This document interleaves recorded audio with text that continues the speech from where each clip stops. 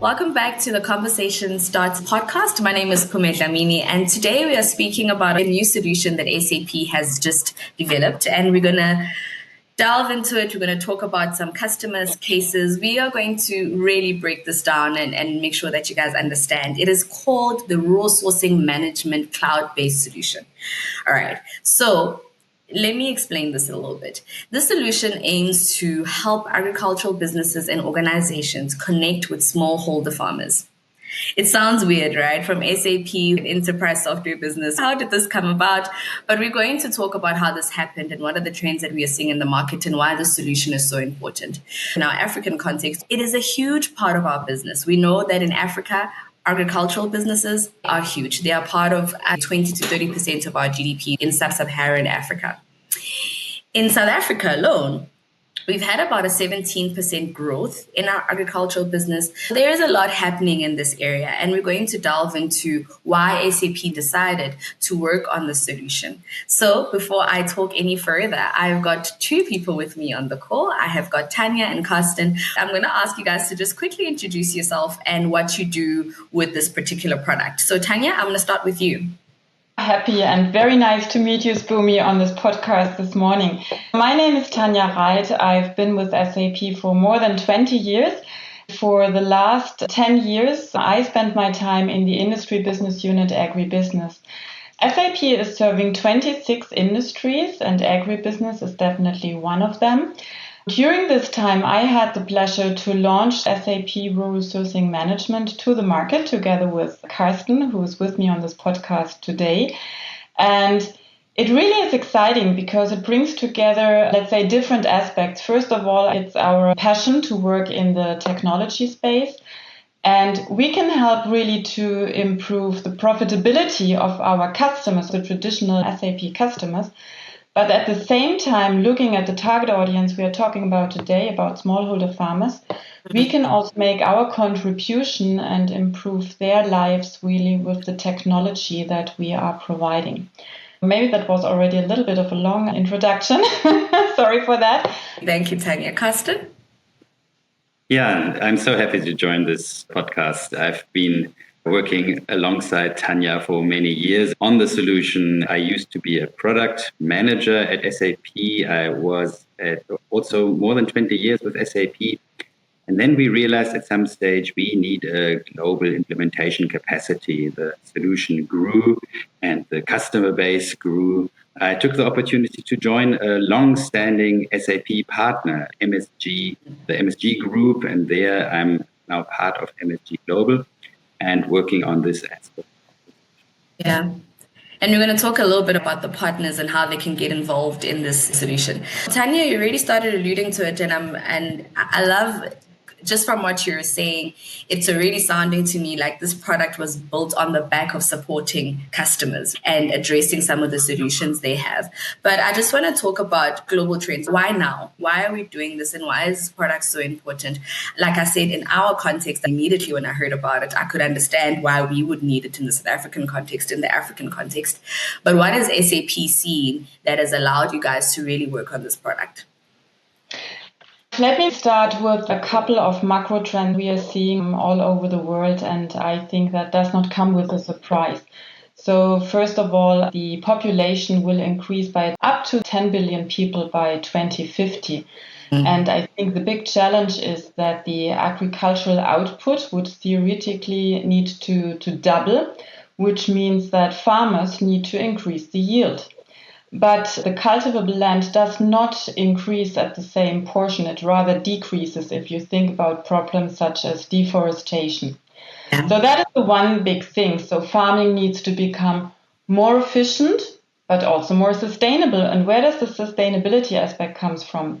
So that's the second big trend that we are seeing. Consumer behavior is really changing. So end consumers, they really want to be able to trust in their products. They want to know that their products are not impacted by child labor. They don't want to have affected by deforestation. They also want to make sure that their products are produced, let's see, in a healthy way. So they want to be sure that there's not too big deployment of fertilizers and things. So there is a big trend on bio and biological farming. Yeah. So this ultimately leads into that farming needs to become more efficient and more sustainable. We are serving, let's say, agribusiness companies really from the farm to consume value chain. So it really starts with the input of agricultural products, like companies like seed providers, the producers of fertilizers. It really goes into the big agricultural producers, big sugar companies in the States, big trading companies, like you see them all over the world, but then really also the whole value chain until the wholesale, retail, and going to the end consumer. So these are, let's say, the typical SAP customers. Customers, yes. But if you look at the agribusiness value chain, many of the agricultural products, think about the t-shirt you are wearing, the cup of coffee you are enjoying in the morning, or the piece of chocolate you're having in the afternoon. These are agricultural commodities that do have their origin in, very often, in developing countries, such as Ghana, for example, and other African countries. This is where the first mile of these agricultural products are. They are really grown up by smallholder farmers. And if our customers, if they want to provide the traceability up to this first mile, they are looking for tools to achieve this traceability. That is the motivation for SAP to help them with technology. So we go back to this point of connecting the smallholder farmer to the agribusiness and the big guys that we deal with at the end of the day, but understanding where this starts from. So I want to understand SAP as a software now. So we know SAP, we've been working with SAP for not as long as 20 years. I want to know how you guys fit in the technology. How do you leverage the technology to build this particular product? So I just want to understand from the SAP perspective, how this fits into your business as SAP. Absolutely. SAP is known as the traditional ERP vendor, right? And especially for manufacturing companies, processing industries, and coming from the ERP side of the house with HR, finance, and controlling. Yeah. We are the largest enterprise software vendor. Yeah. But we are not only providing these LOB solutions, we also invest in industry-specific applications to really cover industry-specific processes. And that is also true for the agribusiness industry. One would be surprised that SAP is offering a couple of agribusiness-specific applications to help with farm management, digital farming, and traceability. Yeah. And that is really, exactly this traceability aspect has been the motivation for SAP to bring a product that was originally developed in a CSR project together with the German Federal Ministry for Development Cooperation and make it an SAP solution.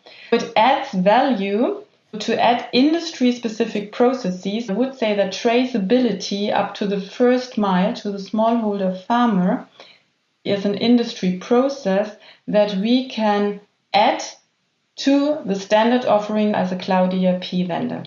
Yeah, makes perfect sense. And so, Tanya, I just want to stop here a little bit, get into the system itself. Absolutely. Carsten, you are now with a partner, which means you are properly invested and know all about the implementation and what this looks like for the actual customer. So just talk to me about what it is. We've traced back why it's happening, why SAP has decided to productize this, but what is it really? Can you explain to me in very simple terms so that businesses can understand why they need this or if they even do need this?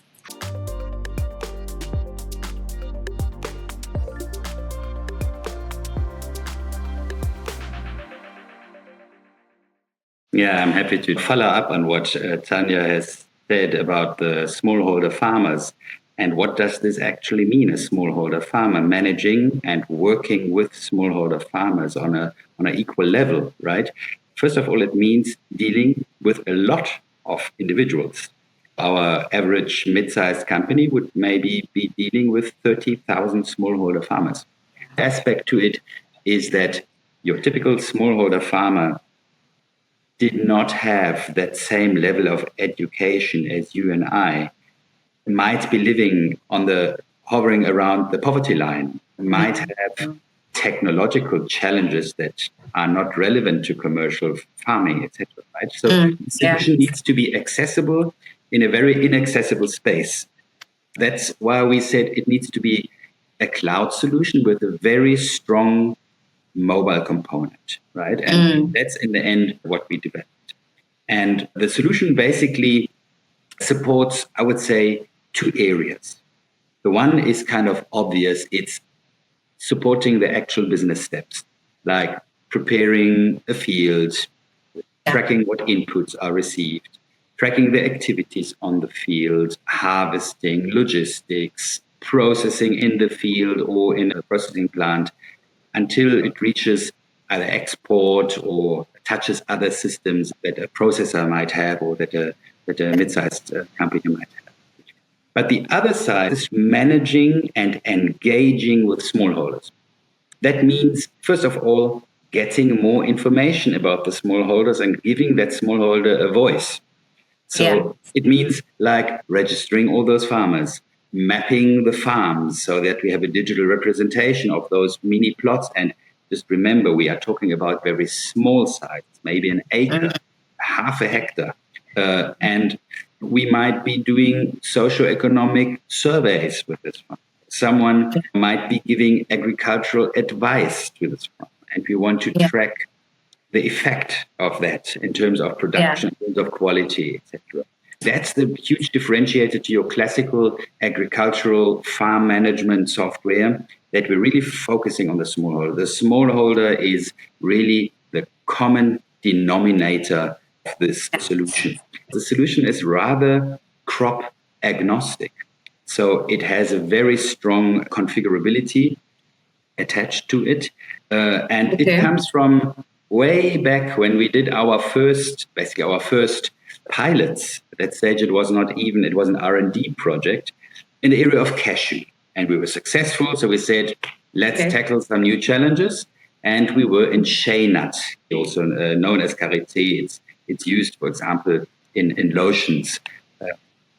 And we thought, okay, but we're dealing with smallholders, sourcing crops from smallholders, and yet everything is different. We need a new system. Yeah. But as we went along, and we went with cocoa, we went with other nuts, coffee, palm oil, we developed something. What SAP typically does is best business practices. Yeah. The smallholder really is the common denominator. Everything around it can be configured, tuned, customized. There is a reason why a smallholder in Mozambique is doing things differently than maybe someone in Southeast Asia. The solution itself, then, basically, it's really about digitizing this first mile, right? All these different business processes. Why are we doing this? The first thing is, of course, we're standardizing. We're standardizing to the extent that it makes sense.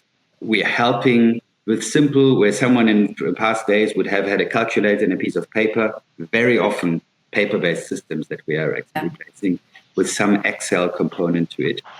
The other thing, of course, is making visible something which was previously not visible. It's like a digital track record of someone who was previously known as the unbanked, the not connected. And why do we want to do this? Digital traceability, digital visibility. Well, first of all, it's the basis for anything related to sustainability.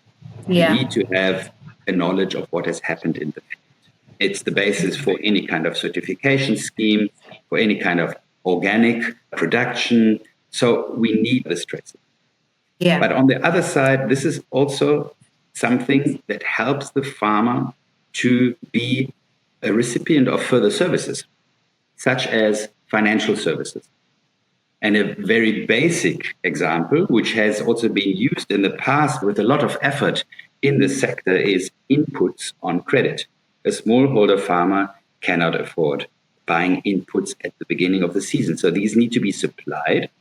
And for the whole system to be sustainable, the cost of it also need to be deducted at a certain stage during mostly, after harvest. So that's why we're doing this. The solution needs to support these aspects. And The solution comes in three different modules. There's on the one hand the mobile component, a field device that's being held in the hand of a field facilitator, of a field agent, of an agronomist.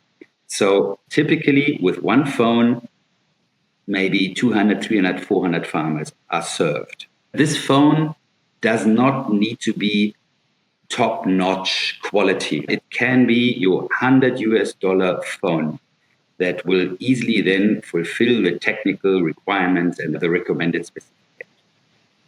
The solution and this mobile solution is very configurable. So the end user only sees those features that are relevant. It's easily accessible, has a nice UI, etc. And also, I only look after the farmers that I'm supposed to look after. So we need to make sure that we use the limited bandwidth in a clever way, right? There's a sophisticated synchronization mechanism to ensure that the solution works completely offline. Okay. We assume mainly offline, occasionally online, maybe in the evening or when at cooperative head office. Yeah. Okay, so that's the one component. The other component is the administrator backend, as I would call it. And this is simply, from a user perspective, a website. I can log on, I can manage my smallholder farmer, the master data. I can plan my input distribution, data collection in terms of surveys, but maybe also plotting the fields, etc. I can also manage my users, assign roles, etc. The solution is GDPR compliant. We are a European company. Data privacy and protection is a huge topic that we care a lot about, which requires certain features, such as, for example, if a smallholder leaves the system, at some stage the data is forgotten. Another important point regarding data is the ownership of our clients. We are a cloud solution, but the SAP DNA, we are supporting sometimes competitors with our solution. The data belongs to our clients. Yeah. Having mentioned those two modules, the third one is really about making use of the data. So it's about the analytics. We actually use SAP Analytics Cloud. It's a solution that's being used all over the SAP portfolio for anything cloud. It has not only a reporting capability, but also an authoring environment. So I can create my own customized reports after having received, a set of standard reports, etc. And in this combination, our needs are fulfilled for each type of user and different business requirements. Let's make this a little bit more concrete. I will use an illustration. We really thought, how can we make this accessible and, down to earth and that people can relate to it? And I think this illustration does a perfect job at that. It puts smallholder farmers at the center of things. You see a village, some areas where crops are grown. In this specific instance, it's coffee. You see someone bringing crops from a little bit further, and you see some of those typical business processes. What the illustration also does, it kind of shows, yes, there are villages, but we have a lot of villages, right? And they might be falling under some more regional structure. In the center of this illustration, you will see a warehouse and a nursery. And again, there might be several regional centers, warehouses, nurseries, which then feed back to something that is right at the end of this illustration. This is a more formal structure. So this could be a mid-sized company sourcing a specific crop. It could be an exporter. It could be a subsidiary of a multinational, right? And now, how does the solution work? So let's start right at the top. It will start with an operations manager or an IT administrator having to set up his sourcing structure. You model a sourcing structure that allows you to model this, hierarchical system where you have maybe farmers, farmer groups, regions, and then your top node, but also things like physical structures. It can be that depot in the field or that collection center, it can be a warehouse, a processing center, or a factory. And you can attach roles and users so that certain people at these facilities can do certain things. And it links up with what people did at other parts of this hierarchy. So that's one important thing. And then you maintain your different crops, you can maintain certifications, you can then, of course, maintain your farmers. Typically, a project starts with a set of thousands or 10,000s of smallholders, maybe in an Excel already. So we maintain that master data. We decide on what data fields we want to have, etc. So it's very flexible.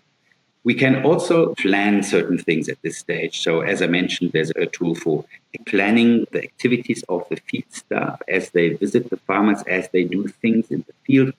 We can plan our input provision. We can plan our trainings, defining trainings, assigning them to specific time slots and to specific farmers that should then benefit from these trainings, right? We can plan inspections. Internal inspection is the first step of any kind of certification. So we need to track, run questionnaires, etc. And there will always be incompliances, right? This enormous amount of smallholders, and our constant goal is to reduce those incompliances. And so for that, we have a module.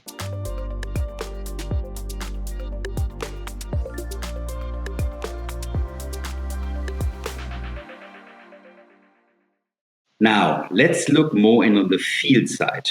Let's come back to the illustration here. And again, this depicts an example configuration, right? So we made up some normal rules that you would have. You might have someone who's registering farmers in the field. So you might have someone, an agronomist, who might plot those maps and make sure that we have the information needed also for analysis in terms of risks related to deforestation, etc. And we have those things like grower agreements. Very important thing, this contract that stipulates the relationship between the offtake and the responsibilities on both sides. What inputs am I allowed to use? What minimum price will I be paying? These things, right? You might then have someone else, and it shows here someone who is more supporting during the season based on his activity planning, tracking the field activities of those farmers to see what has been done. Is there protection against fire? What are the activities, even up to tracking the hours of informal seasonal workers? Anything raising an input request, doing that internal inspection that's needed to improve the productivity and the quality. You might have someone else who is doing trainings. Everybody agrees trainings are important. But it's so difficult to track the output of training. So we want to make sure that we can track the attendance of smallholders at a specific training as we go along. As, for example, on the right-hand side, we are recording the crop receipts. We are loading these crops onto a truck. It ends up somewhere at a warehouse, maybe. And we see here an example where it's offloaded and where quality is tracked. So these are some of the roles. I will not go too much into detail regarding the nurseries. The same way as you can buy a coffee bean, you can also buy a plantlet. You can have someone grow plantlets and distribute them to the smallholders. It's the same processes that can be used to manage this kind of thing. But in the end, the crop end up at a factory. We might support some processing, standardization, etc., also in field.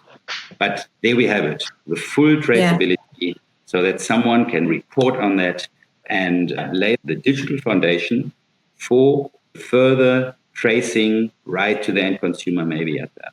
Looking at this illustration, the first thing that comes to my mind is I wonder how people have been doing this for so long. You were talking earlier about thousands of these smallholder farmers. And now, Tanya, to your point around traceability, we're talking in a world of ESG, right? There's a lot of reporting. People want to understand exactly what came from and what is put into this. What is our impact on the world as we are creating this product? It seems so important to have it. And it seems like it's just the right product when we're talking about agricultural businesses. And I know that most recently, you actually moved. I think part of your move to MSG was in support of a client who was implementing this. We've spoken a lot about how it works in theory, and maybe we could just summarize and give an example of how this played out with the recent implementation that you did. And I just want to highlight that to our audience base. I know we had a Sapila conference, and I believe you also spoke about this at the Sapila conference. Maybe just a customer story and highlight for me who's paying for this, who is supposed to be responsible for this, and how did we then land it with the smallholder farmers? Yeah, I'm happy to do that. And let's start off with a question. Who's paying this?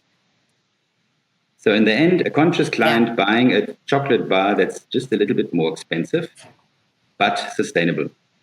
We are distributing these additional costs, which are part of general operational costs along the whole value chain. Also with things not, it allows you to, for example, for a multinational to invest into the smallholders and at the same time see the effect, and therefore it justifies this, right? So in the end, the smallholder does not pay for the product. It's typically the organization that is managing the sourcing scheme of specific smallholders. What kind of clients do we have? We have your classical multinational agriculture. Yeah. That's also the sweet spot of SAP for a long time, and they play a very important role in the industry. We support those, but we also have a lot of medium-sized SMEs.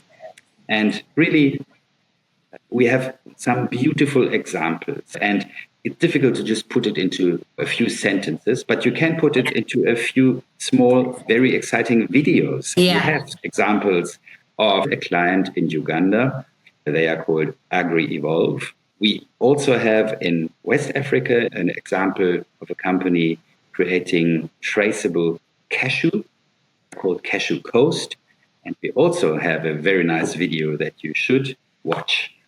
And we give a last example, also a very nice project, Kalangala Oil Palm Growers Trust. It's actually 1,000 smallholders on the Sese Islands in Lake Victoria in Uganda. Formerly fishermen were not able to make a living from that because of the depletion of fish in the lake. They have entered into the business of growing oil palm, which is very exciting because it's a very productive tree. You can earn a lot with it. And if it's managed in an environmentally responsible way, it's really a way out of poverty. Yeah. That video will show you exactly that. Have a look at that. Yeah, we're going to sum this up now because we don't ever want a long podcast. I'm going to take it back to you, Tanya, to talk about the partners and getting partners involved. We know that SAP works with partners all the time. So I want to ask, what is the strategy around the partners and how can partners get involved if they want to, if they're excited about this and want to offer it to their own customers?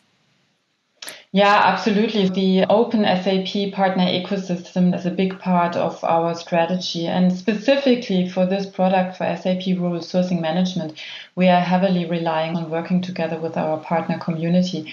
Because as you can imagine, the one thing is the IT setup. Let me call it still the implementation, even if we are in a cloud environment. I think it's also about, as Carsten previously mentioned, understanding the business processes of the individual customer. Even though our customer, the licensor, can be a big agricultural company, in many cases it's a cooperative on-site deploying the software.